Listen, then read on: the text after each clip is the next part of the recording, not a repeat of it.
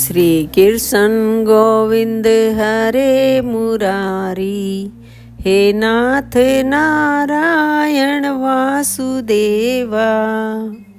श्रीमद् भागवत को नमस्कार, व्यासदेव जी को नमस्कार, शौनक जी को नमस्कार, विदुर जी को नमस्कार, कपिल देव जी को नमस्कार करके आज के अध्याय का आरंभ करते हैं।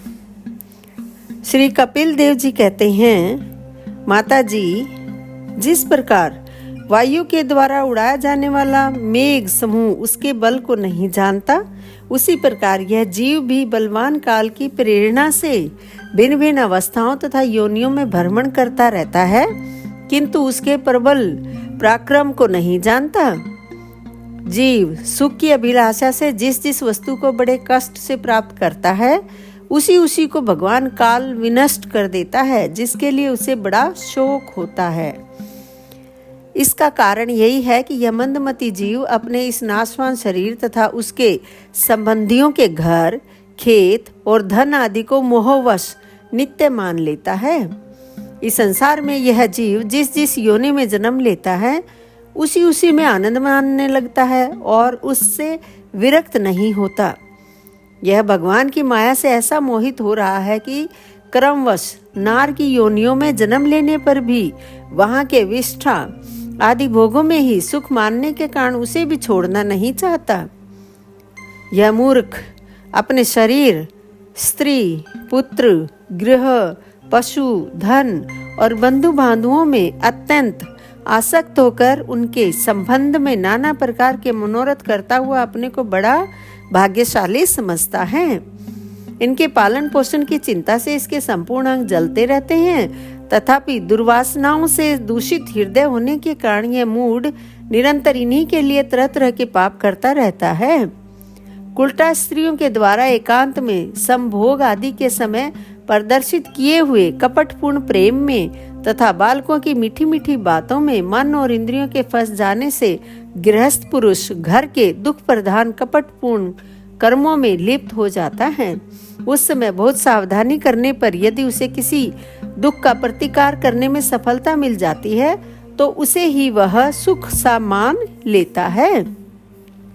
जहां तहां से भयंकर हिंसा वृत्ति के द्वारा धन संचय कर यह ऐसे लोगों का पोषण करता है जिनके पोषण से नरक में जाता है। स्वयं तो उनके खाने पीने से बचे हुए अन्न को ही खाकर रहता है। बार बार प्रयत्न करने पर भी जब इसकी कोई जीविका नहीं चलती, तो यह लोभवश अधीर हो जाने से दूसरे के धन की इच्छा करने लगता है। जब मंद भाग्य के कारण इसका कोई प्रयत्न नहीं चलता और यह मंद बुद्धि धनहीन होकर कुटुंब के भरण पोषण में असमर्थ हो जाता है, तब अत्यंत दीन और चिंतातुर होकर लंबी लंबी सांसें छोड़ने लगता है। इसे अपने पालन पोषण में असमर्थ देखकर वे स्त्री पुत्र आदि इसका पहले के समान आदर नहीं करते। जैसे कृपण किसान बूढ़े बैल की उपेक्षा कर देते हैं, फिर भी इसे वैराग्य नहीं होता। जिन्हें उसने स्वयं पाला था, वे ही अब उसका पालन करते हैं। वृद्धावस्था के कारण इसका रूप बिगड़ जाता है, शरीर रोगी हो जाता है, अग्नि मंद पड़ जाती है, भोजन और पुरुषार्थ दोनों ही कम हो जाते हैं। वह मरणोन्मुख होकर घर में पड़ा रहता है और कुत्ते की भांति स्त्री पुत्र आदि के अपमान पूर्वक दिए हुए टुकड़े खाकर जीवन निर्वाह करता है। मृत्यु का समय निकट आने पर वायु के उत्कर्मण से इसकी पुतलियां चढ़ जाती हैं, श्वास पर श्वास की नलिकाएं कफ से रुक जाती हैं, खांसने और सांस लेने में भी इसे बड़ा कष्ट होता है तथा कफ बढ़ जाने के कारण कंठ में घुरघुराहट होने लगती है। यह अपने शोकातुर बंधु बांधुओं से घिरा हुआ पड़ा रहता है और मृत्यु पाश के वशीभूत हो जाने से उनके बुलाने पर भी नहीं बोल सकता। इस प्रकार जो मूढ़ पुरुष इंद्रियों को न जीतकर निरंतर कुटुंब पोषण में ही लगा रहता है, वह रोते हुए सब जनों के बीच अत्यंत वेदना से अचेत होकर मृत्यु को प्राप्त करता है। इस अवसर पर उसे लेने के लिए अति भयंकर और रोष युक्त नेत्रों वाले जो 2 यमदूत आते हैं, उन्हें देखकर वह भय के कारण मलमूत्र कर देता है। वे यमदूत उसे यातना देह में डाल देते हैं और फिर जिस प्रकार सिपाही किसी अपराधी को ले जाते हैं उसी प्रकार उसके गले में रस्सी बांधकर बलात् यमलोक की लंबी यात्रा में उसे ले जाते हैं।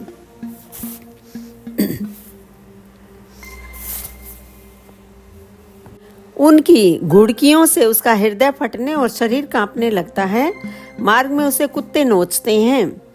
उस समय अपने पापों को याद करके वह व्याकुल हो उठता है। भूख प्यास उसे बेचैन कर देती है तथा घाम, दावानल और लुओं से वह तप जाता है।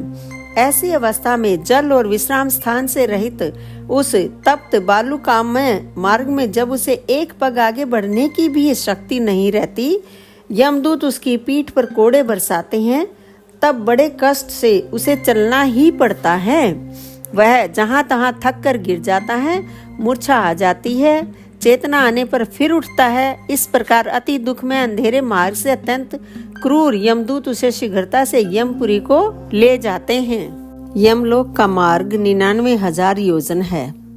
इतने लंबे मार्ग को 2 ही 3 मुहूर्त में तय करके वह नरक में तरह तरह की यातनाएं भोगता है। वहां उसके शरीर को धधकती लकड़ियों आदि के बीच में डालकर जलाया जाता है। कहीं स्वयं और दूसरों के द्वारा काट काट कर उसे अपना ही मांस खिलाया जाता है। यमपुरी के कुत्तों अथवा गिद्धों द्वारा जीते जी उसकी आंतें खींची जाती हैं। सांप, बिच्छू और डांस आदि डसने वाले तथा डंक मारने वाले जीवों से शरीर को पीड़ा पहुंचाई जाती है। शरीर को काटकर टुकड़े टुकड़े किए जाते हैं। उसे हाथियों से चिरवाया जाता है, पर्वत शिखरों से गिराया जाता है अथवा जल या गड्ढे में डालकर बंद कर दिया जाता है। ये सब यातनाएं तथा इसी प्रकार तामिश्रा, अंधतामिश्र एवं रौरव आदि नरकों की और भी अनेकों यंत्रणाएं स्त्री हो या पुरुष उस जीव को पारस्परिक संसर्ग से होने वाले पाप के कारण भोगनी ही पड़ती हैं। माता जी, कुछ लोगों का कहना है कि स्वर्ग और नरक तो इसी लोक में हैं, क्योंकि जो नार की यातनाएं हैं वे यहाँ भी देखी जाती हैं। इस प्रकार अनेक कष्ट भोगकर अपने कुटुंब का ही पालन करने वाला अथवा केवल अपना ही पेट भरने वाला पुरुष उन कुटुंब और शरीर दोनों को यहीं छोड़कर मरने के बाद अपने किए हुए पापों का ऐसा फल भोगता है। अपने शरीर को यहीं छोड़कर प्राणियों से द्रोह करके एकत्रित किए हुए पाप रूप पाथ्य को साथ लेकर वह अकेला ही नरक में जाता है। मनुष्य अपने कुटुंब का पेट पालने में जो अन्याय करता है उसका दैव ही विहित कुफल वह नरक में जाकर भोगता है। उस समय वह ऐसा व्याकुल होता है मानो उसका सर्वस्व लुट गया हो। जो पुरुष निरी पाप की कमाई से ही अपने परिवार का पालन करने में व्यस्त रहता है वह अंधतामिश्र नरक में जाता है, जो नरकों में चरम सीमा का कष्टप्रद स्थान है। मनुष्य जन्म मिलने के पूर्व जितनी भी यातनाएं हैं तथा शुकर कुकर आदि योनियों के जितने कष्ट हैं उन सब को कर्म से भोग कर शुद्ध हो जाने पर वह फिर मनुष्य योनि में जन्म लेता है। दोस्तों, यहाँ पर यह अध्याय समाप्त होता है। आप मेरे वीडियो रोजाना देख रहे हैं, लाइक कर रहे हैं और शेयर भी कर रहे हैं। इसके साथ साथ आप मेरे चैनल को सब्सक्राइब भी करें, आपसे ये अनुरोध है। धन्यवाद दोस्तों।